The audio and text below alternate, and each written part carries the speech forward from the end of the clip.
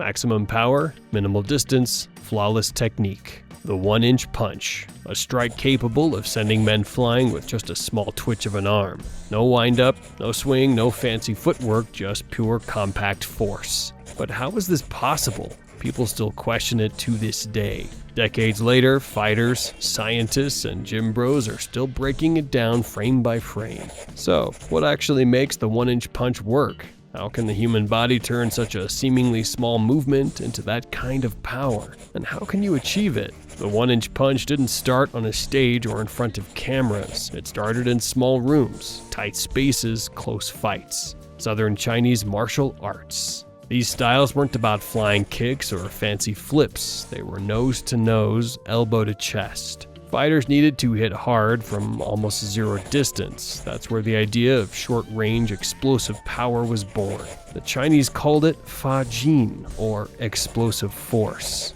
A way to release maximum energy in an instant. No wind-up, no warning, just pure burst. The 1-inch punch came out of that world. It showed up in forms of Wing Chun, a close-quarter system from southern China that focused on speed, structure, and precision. The body had to move as one. The feet pressed into the ground. The hips drove forward. The core snapped tight. Every muscle fired in perfect timing, creating a chain reaction resulting in explosive power. Bruce Lee learned all this in Hong Kong under Wing Chun master Yip Man. But Lee didn't stop there. He studied the mechanics, tore them apart, and rebuilt them his way. The 1-inch punch became his signature move, a symbol of control, power, and efficiency.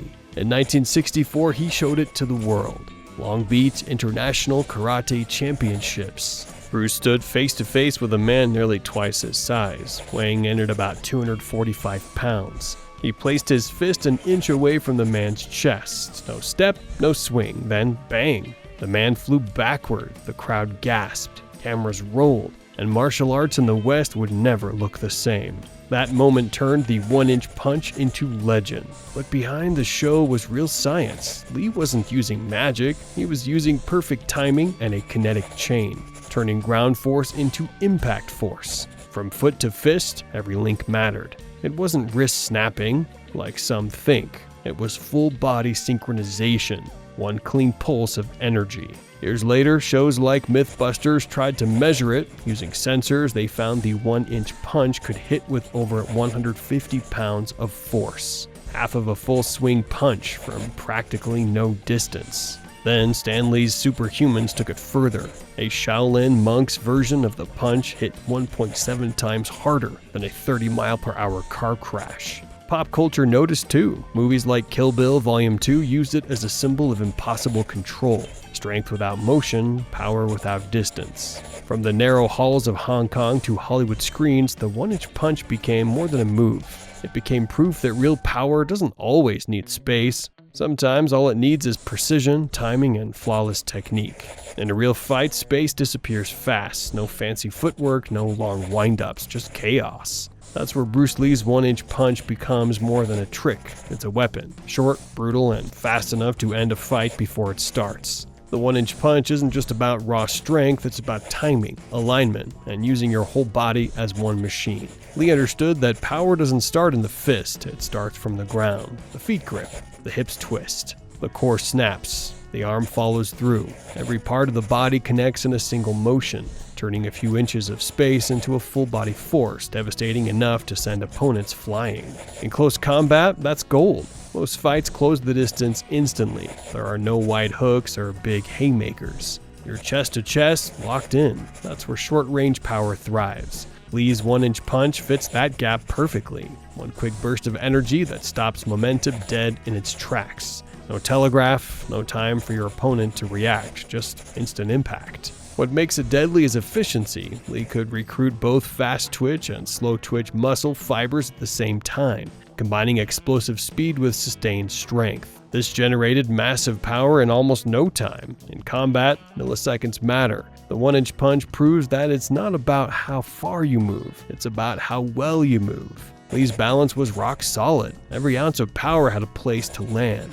No wasted motion, no recoil. just perfect structure.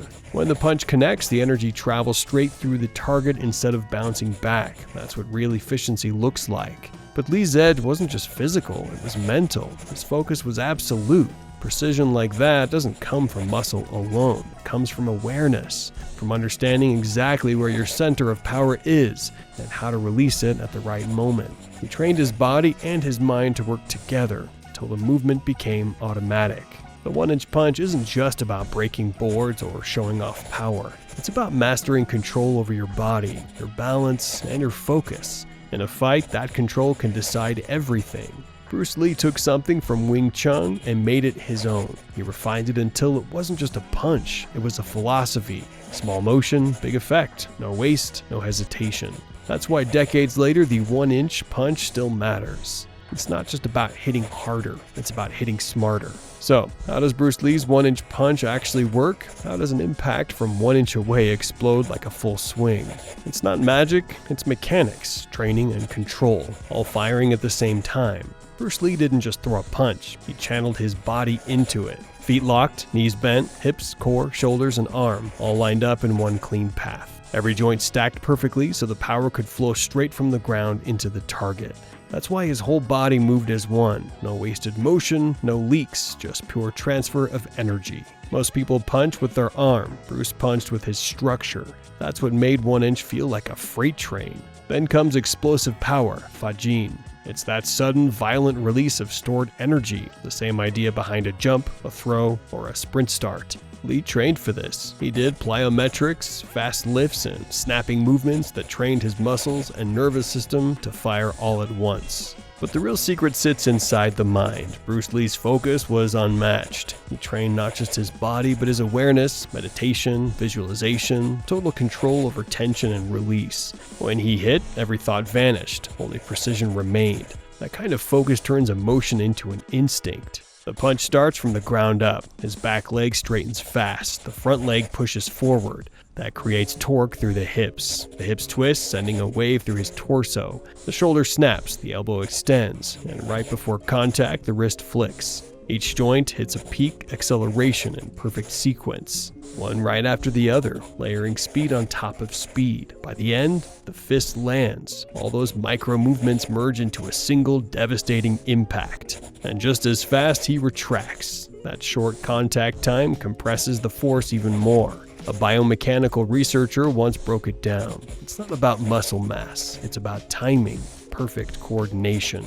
Because in that tiny moment, everything, legs, hips, core, shoulder, arm, must hit their rhythm flawlessly. And there's science behind it too. In 2012, researchers found that expert martial artists punch harder not because they're stronger, but because their brains sync movement better. Their white matter, the wiring that connects brain cells, is denser in areas that control coordination. Years of precise training literally rewired Bruce Lee's brain for explosive accuracy.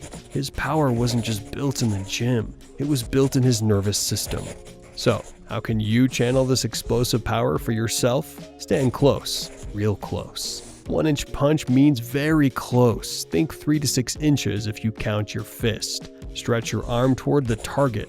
Elbow a hair less than 45 degrees. If you can straighten without touching, you're too far. Step in. If your elbow is at a right angle, step back a bit. Find the tiny sweet spot. After a few tries, you'll feel it. Footwork matters. If you punch with the right hand, point the right foot at the gap between your target's feet. Left hand, left foot forward, knee bent, torso centered. Don't twist your toe away. Keep your weight balanced. The back foot sits behind the center. That back foot is your spring. Use it to propel your body forward in a blink. Make your fist right. Fingers fold tight over the palm. Thumb locks over the forefinger. Not death grip, not floppy, firm, flexible. Hit with the bottom 3 knuckles. Those are the money knuckles. The last 2 knuckles, they'll break if you're not careful. Be smart, be patient, be precise.